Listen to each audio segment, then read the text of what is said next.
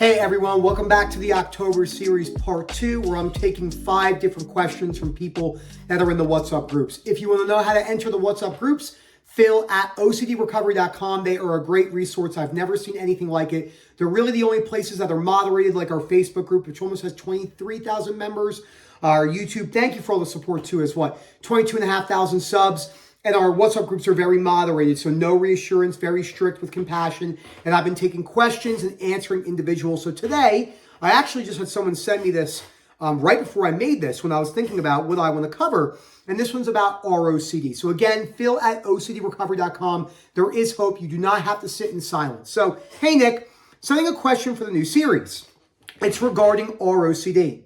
Is there anything that isn't acceptable in a relationship? So this is a really good question.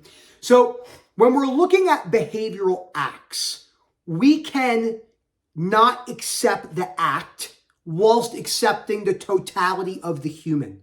We're not writing the human off. It doesn't mean we can't put our foot down. Now, this is a great, always read the books on the reading list first, which are found at our website, OCDrecovery.com, under the resource tab. But this is a book I'm rereading right now, which I haven't read in about 2 years. I have a hard time putting it down. It's so damn good. So, how to keep people from pushing your buttons. So, in that book, it's probably the only book I've read, 9 Ellis books, where he talks about rationalization versus rational thinking. So, you cannot accept a behavior, okay? If your partner is cheating on you continuously, you can say, look, this person obviously has a problem. I feel bad for them. I'm going to try to accept them as a human, but I don't want to accept the behavior. And I can put my foot down and say, enough is enough. I don't want to be in the relationship with you anymore. So that's a really important way to go about this. The person's actually thanking me right now. I see it's coming up sideways. So you're very, very welcome for covering. It's a great topic. So remember, acceptance not meaning agreement is for the human, but we don't have to accept the behavior, because that means you have to think about it, right? That's similar to my family being murdered by a serial killer, and so I accept that my family's murdered. I'm trying to accept the situation as a whole, but I'm not trying to accept the behavior of what that person did, but accept them as a human for whatever genetic condition they have or whatever reason they did it. Much easier said than done, but I would think I have a higher chance than most people because I've been practicing this for years. But you don't really know these situations until they happen, okay? For example, can two people not be compatible and maybe better suited elsewhere? So yes, this is a very difficult question, terrific question. A lot of people come in, they say to me, because remember, ROCD was one of my major fears, but not like my sensory motor, my body dysmorphia, or my panic sensations, but ROCD was up there. I didn't even want to admit I had ROCD because I viewed it as a weakness from like that Italian Jersey background I came from.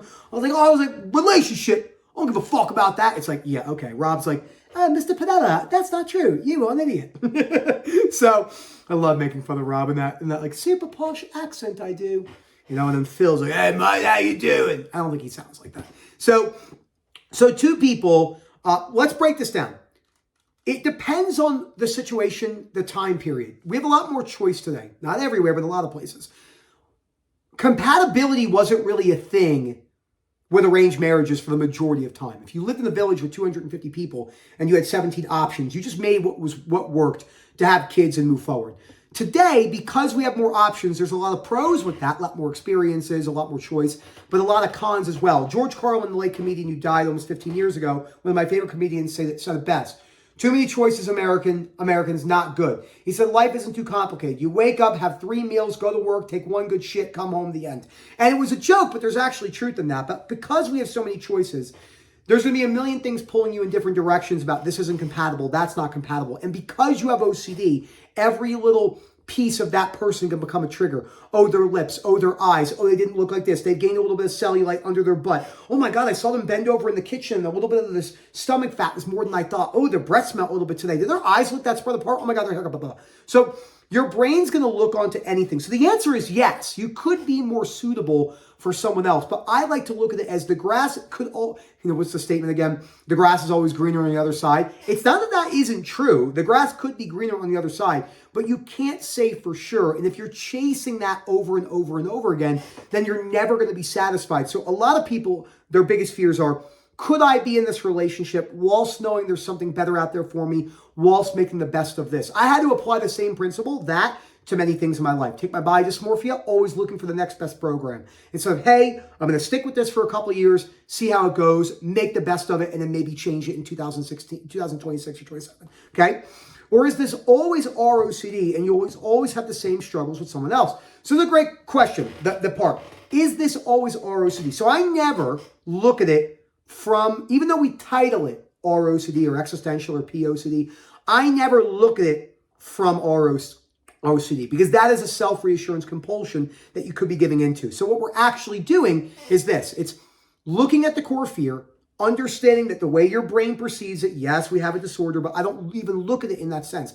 It's not denial. I know I have a disorder, but I don't use that to prove my way out. So it's, for me, how are things in my relationship? Could I stick with this forever? Is it the end of the world if I don't have the things that I want? I had a lot of superficial wants, which is okay. I mean, it's not the best thing. Not as much anymore, but I'm still a guy and I still have urges and desires, but just the way it is, just like a lot of people do. And I had to look at the realities of what I had and maybe say to myself or say to myself at times, I will more than likely miss out on other things in my life that I want. Okay, I'm okay with by myself. I'm completely comfortable alone. I could live in a studio apartment for the rest of my life, no matter how much money I have. I don't need a lot of things. I don't I don't care if I had $100 million. I would still live in a very modest means place. That's not how I like to live my life. And I know that one of my things I wanted in life was different experiences with different women, as many people do. And people are very embarrassed to say that. There's nothing embarrassing to say about that. Probably a couple billion people on earth, men and women, have that view. Even people who are highly religious have this view. They just don't want to say it because they're afraid of being sinful. More than likely, if I can get inside the deep recesses of their mind. And so, you'll more than likely, no matter who you're with, will have some sort of struggle. So let's say I left Erica and found some girl that fit all the physical dimensions of perfection that I'm looking for. But maybe that person's really dramatic, or maybe that person has a lot of money issues.